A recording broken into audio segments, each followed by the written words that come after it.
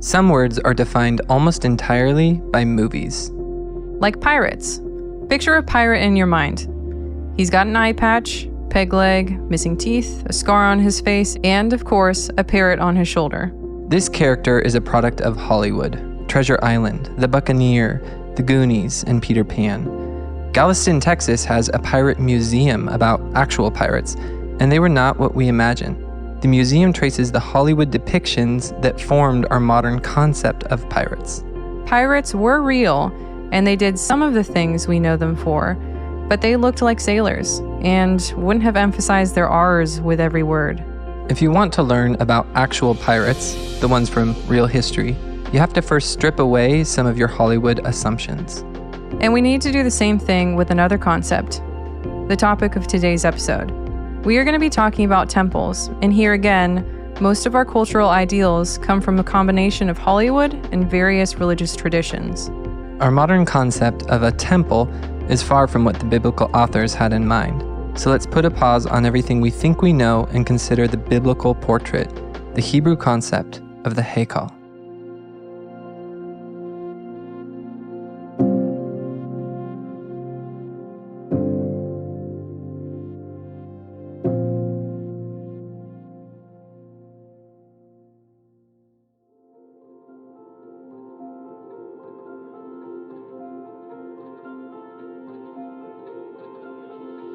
To reconstruct a truer category of temple, we have to go all the way back to Genesis 1 and 2. In Genesis 1, the Lord created the heavens and the earth, and in Genesis 2, he appointed Adam as a priest over the earth. We don't usually think of Adam as a priest, but the Hebrew terms describing Adam's role suggest this. In Genesis 2, verse 15, God put Adam in the garden to work it and to keep it. Those Hebrew terms had a priestly undertone. The same terms are used in many places. Numbers 3, 8, 18, 1 Chronicles 23, and Ezekiel 44, to describe the duties of priests. So if Adam was supposed to be a priest, where's the temple? Would it be Eden? This is where our modern category quickly gets challenged, because the answer, essentially, is yes. We think of a temple as a mystical building, but the Hebrew idea of a heykal was something different. It was a place where heaven and earth overlapped. The Bible draws many subtle connections between Eden and the later temples, too many connections to even list. The Garden of Eden was a place founded after God rested from his work of creation, and he filled the garden with his special presence, walking with Adam and Eve in the cool of the day. The later biblical accounts about the temple are patterned after the creation, imitating its vocabulary. God established the later temples after periods of rest, and then God's special presence came upon those places as well. And as with later temples, Eden was established on a mountain facing east.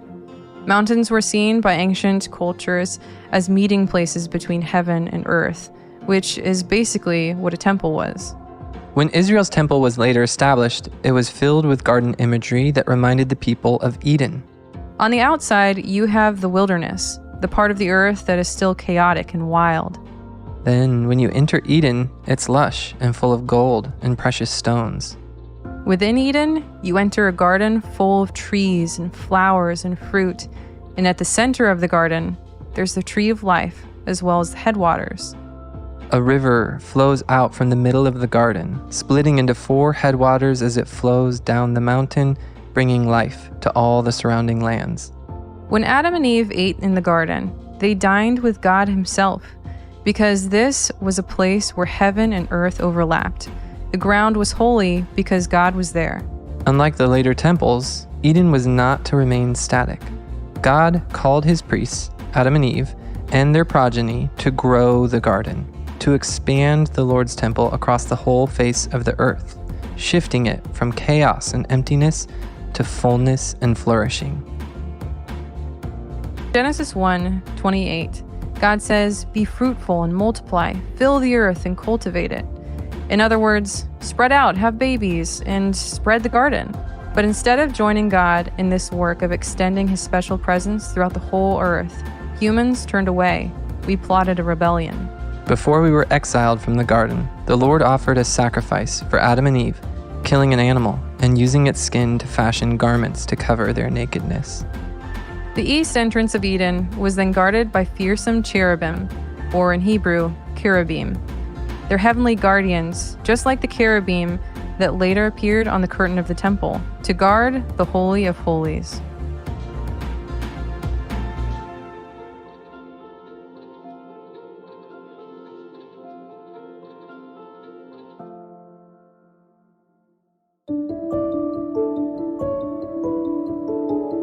For a long time, there was no temple to the Lord. The connection was severed, and earth was adrift, decaying into chaos.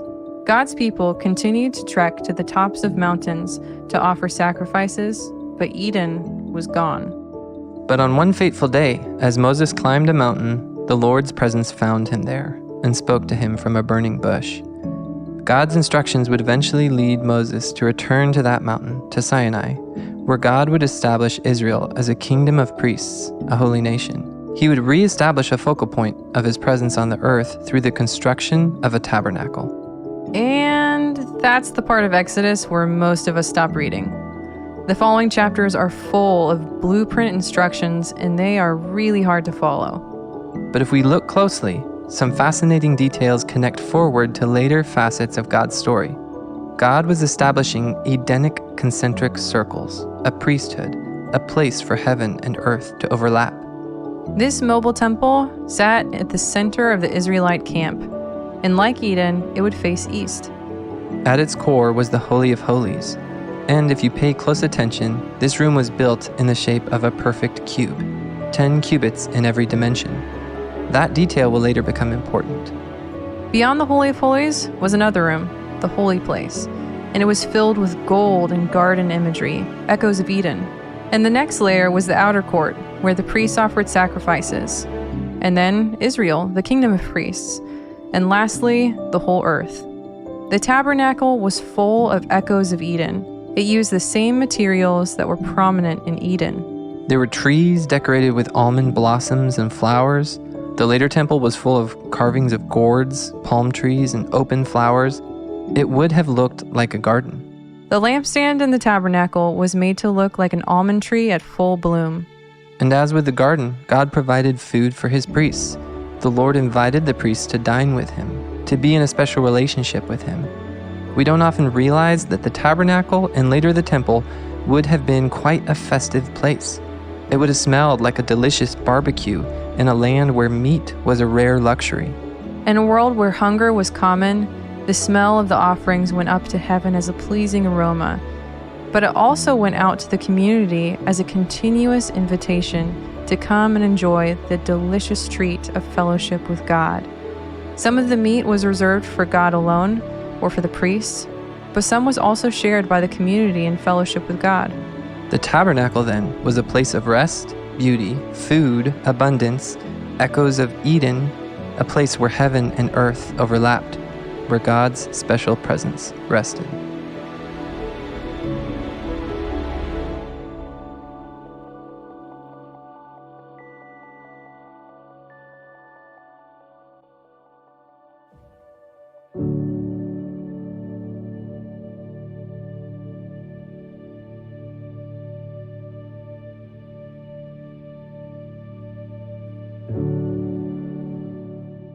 Solomon's heykal took things to a whole new level.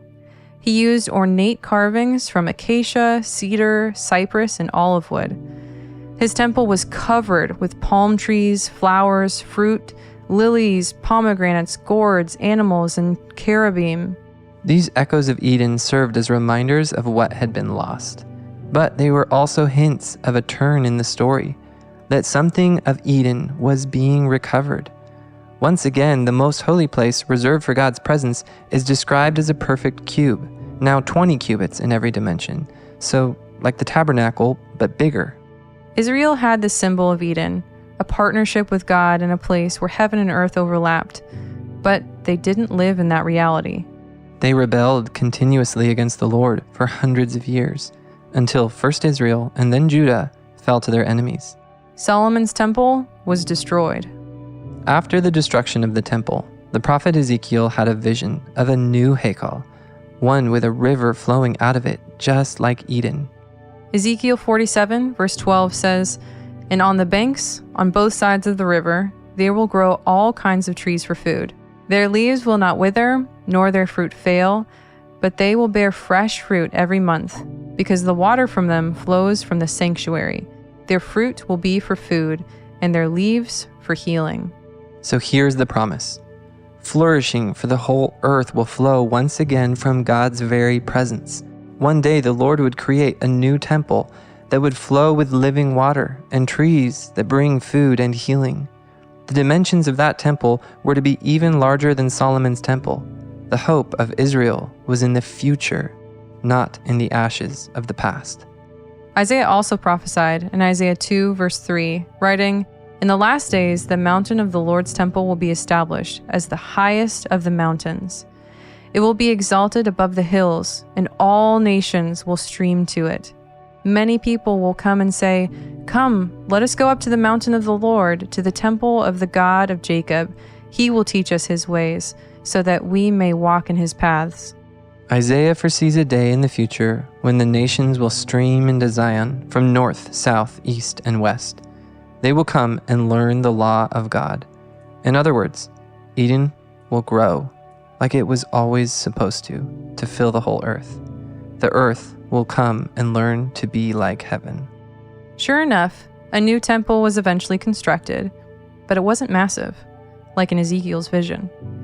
It wasn't even impressive like the Temple of Solomon. In fact, when the elderly saw it being constructed, they started weeping, because it didn't come close to Solomon's temple that had been destroyed when they were young. Ezra 3:12 says, "But many of the older priests and Levites and family heads who had seen the former temple wept aloud when they saw the foundation of this temple being laid, while many others shouted for joy." Israel had a temple again, but it was a shadow of its former glory, a far cry from Ezekiel's description. And this was where things stayed for about 500 years, until in 20 BCE, Herod the Great wanted to curry favor with the Jews by refurbishing the temple. Herod doubled the size of the temple compound and constructed a massive new temple structure, but this place wasn't anything like Eden. The priests in those days were corrupt, buying their positions through bribery, and the temple was divided into a hierarchy of courtyards, adding new barriers to keep women and Gentiles from entering beyond a certain point. The temple wasn't living up to its role as the place where heaven and earth overlapped, a fountainhead of living water that would flow out and cause flourishing. Instead, it followed the rules of earth: money, power, racial hierarchy, sexism. In Jesus' day, the Gentiles could only enter the outermost court of the temple, and that court was functioning not as a house of worship for all nations, but rather it was desecrated into a market where Jews could purchase sacrificial animals or convert currency. The Jewish courts remained pure, untarnished, set apart for worship. But the merchants were encroaching on the outer Gentile court, and the priests and the people let it happen. When Jesus comes in, he's furious. He flipped their tables and scattered the money. Luke 11:17 offers insight into Jesus' indignation. Jesus says there, "Is it not written, 'My Father's house will be called a house of prayer for all nations,' but you have made it a den of robbers." Jesus is quoting a key passage from Isaiah. When we glance there, we immediately see what Jesus was getting at. Isaiah 56, verse 7, speaks of how God would welcome foreigners into his temple. It says, "These I will bring to my holy mountain and give them joy in my house of prayer. Their burnt offerings and sacrifices will be accepted on my altar, for my house will be called a house of prayer for all nations." Jesus also quoted Jeremiah 7, verse 11, with the den of robbers dig. There, the Lord rebuked Israel for oppressing the vulnerable people one minute, then worshiping God the next. The Lord warns his people to truly amend their ways and their actions if they want to continue to have access to the Lord through the temple. The place where heaven and earth meet has to follow the ways of heaven, the ways of love. He warns that they cannot act unjustly to their neighbor and then turn around and pretend like they were close to God. He wouldn't have it. The temple was supposed to be an embassy of heaven on earth, overlapping and eventually expanding to fill the world. But in Jesus' day, it was just more of the same self-centered worldly misuse of power and blessing. In John 2:19, Jesus makes an earth-shattering claim. Destroy this temple, and in 3 days I will raise it up. The people were obviously taken aback. It had taken 46 years to build the temple. What did Jesus mean he would rebuild the temple in 3 days? Jesus was speaking in a parable, talking about his own body, his resurrection. He understood his identity as Emmanuel, God with us. Jesus was the true temple of the Lord, the high priest, the great sacrifice, the tree of life at the center of the garden. He is the true heykal of the Lord, ground zero for where heaven and earth overlap. That is why John says that Jesus tabernacled among us. Jesus was the true special presence of God, the emissary of heaven and earth. But it doesn't stop with that. Remember, God's plan from the beginning was for the whole earth to be filled and cultivated with gardener priests, for every nation to become part of his kingdom. Jesus inducts us into his mission. He blesses us and makes us blessings. He wraps us into his program of life and flourishing. When Jesus was crucified, the curtain of the temple was torn from top to bottom. The Holy of Holies was no longer separated from the world and guarded by cherubim. After Jesus ascends to his throne, we get this crescendo moment. Jesus' spirit fills his followers. Heaven and earth now overlap in us. God's holy of holy presence comes to people. Just like the flames of fire that lit the temple and the burning bush, burning but not consuming, the fire of God's presence rested on the heads of believers. They became like little temples. Paul describes the church as God's temple, where each Christian is like a living stone, and together we constitute the temple of the Lord. And then we arrive at Revelation, where the temple theme comes to a beautiful and climactic culmination.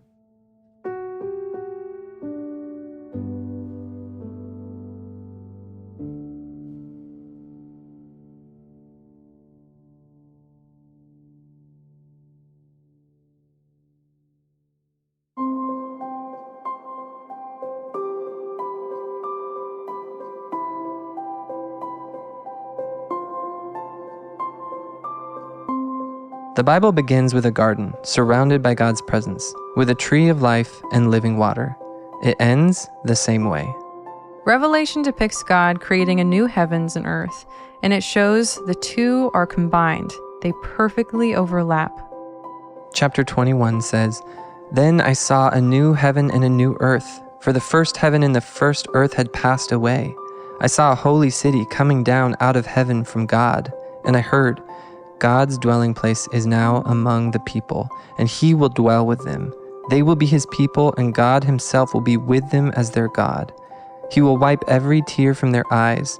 There will be no more death, or mourning, or crying, or pain, for the old things have passed away." The New Jerusalem, God's city, comes down and rests on earth. Heaven and earth are combined into a single whole, and the Lord dwells with humanity again. That's where the story is heading. John measures this city, and it is a perfect cube. Remember, the only cube structures in the Bible are the Holy of Holies in the tabernacle and temple. But this holy place is astronomical. It's the size of a planet. God's city is a perfect cube, but this one is 10,000 by 10,000 by 10,000 stadia. A stadia was the largest unit their culture had for distance, and 10,000 was their largest number. So this was the biggest size that they could describe. The point is, God's holy presence is everywhere. The whole earth becomes the most holy place. Then John sees the tree of life, the river of living water, and God's provision of a feast for his priests. Chapter 21 says, "The angel showed me the river of the water of life, as clear as crystal, flowing from the throne of God and the Lamb down the middle of the great street of the city. On each side of the river stood the tree of life, bearing 12 crops of fruit, yielding its fruit every month. And the leaves of the tree are for the healing of the nations." The garden is back in a massive way. John goes on, "I saw no temple in the city, for its temple is the Lord Almighty and the Lamb." There isn't a temple in the city, because the whole city is the fulfillment of everything the temple was pointing at. Heaven and earth are reunited forever. God will dwell with his people.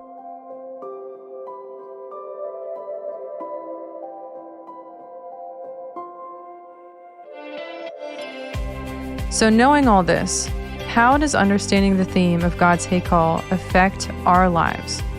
What should we take away? It's a sobering, high invitation.